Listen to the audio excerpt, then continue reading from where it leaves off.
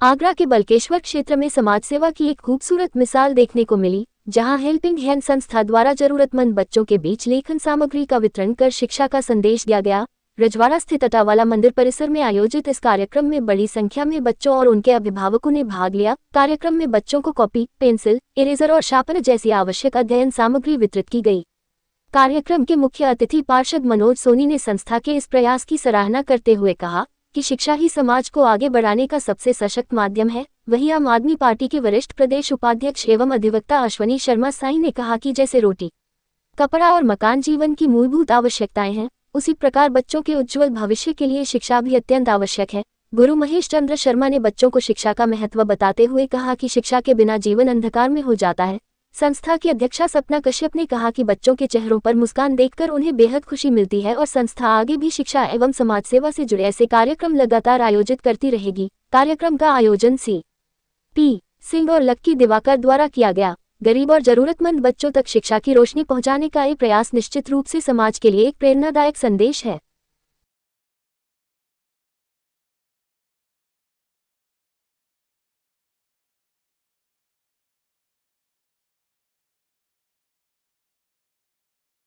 जी। क्या कहना है?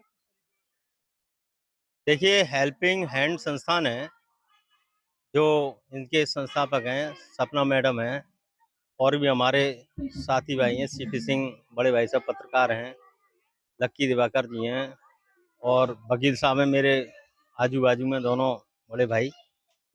और संस्था के जितने भी संस्थापक हैं, ये जितने भी शहर के, जितनी भी विधानसभाएँ हैं, उनमें जितने भी मलिन मोहल्ले में, वहाँ जा करके इस प्रकार के कार्यक्रम जो गरीब बच्चे हैं, उनके लिए ये कार्यक्रम किया जा रहा है। हेल्पिंग हैंड संस्था के माध्यम से गरीब बच्चों को जो शिक्षा की सामग्री बाँटी जा रही है, जिन बच्चों के माँ-बाप बच्चों को पढ़ाने में और भी बहुत सारी परेशानियाँ उनको असफल हो रहे हैं, उनके लिए ये संस्था काम कर रही है। और आगामी समय में मैं आपको बता देना चाहता हूँ कि इस प्रकार के कार्यक्रम हर विधानसभा में होंगे गरीब बच्चों के लिए, मलिन मोहल्लों में जा करके।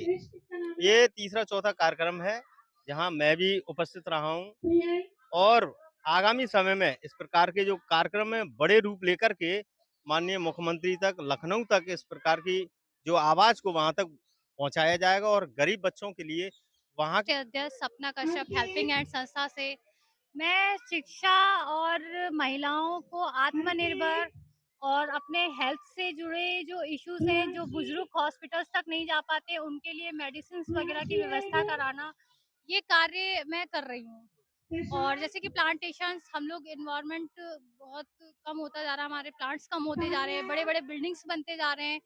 तो मैं ये चाहती हूँ कि हम लोग बढ़-चढ़ के इसमें हिस्सा लें और जो पिछड़े वर्ग हैं और जो गरीब बच्चे हैं, जो शिक्षा तक नहीं पहुँच जाते हैं, कुछ स्कूल्स ऐसे हैं जिनके वो उन्हें एडमिशन्स नहीं लेते हैं, तो उन गरीब बच्चों को हम पढ़ाते हैं, वो भी निःशुल्क अपनी संस्था में।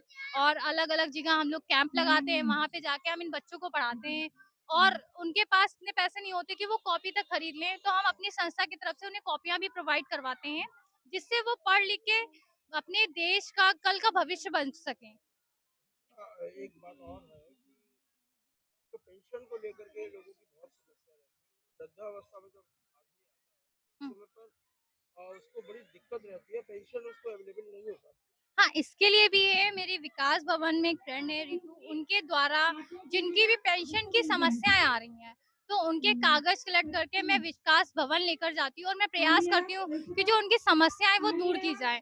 और मुझे गवर्नमेंट से भी निवेदन है कि इन जैसे बुज़ुर्ग हैं, जो विधवा महिलाएँ हैं, जो इनकी पेंशन में जो भी दिक्कतें आ रही हैं, वो जल्दी से जल्द सॉल्व की जानी चाहिए।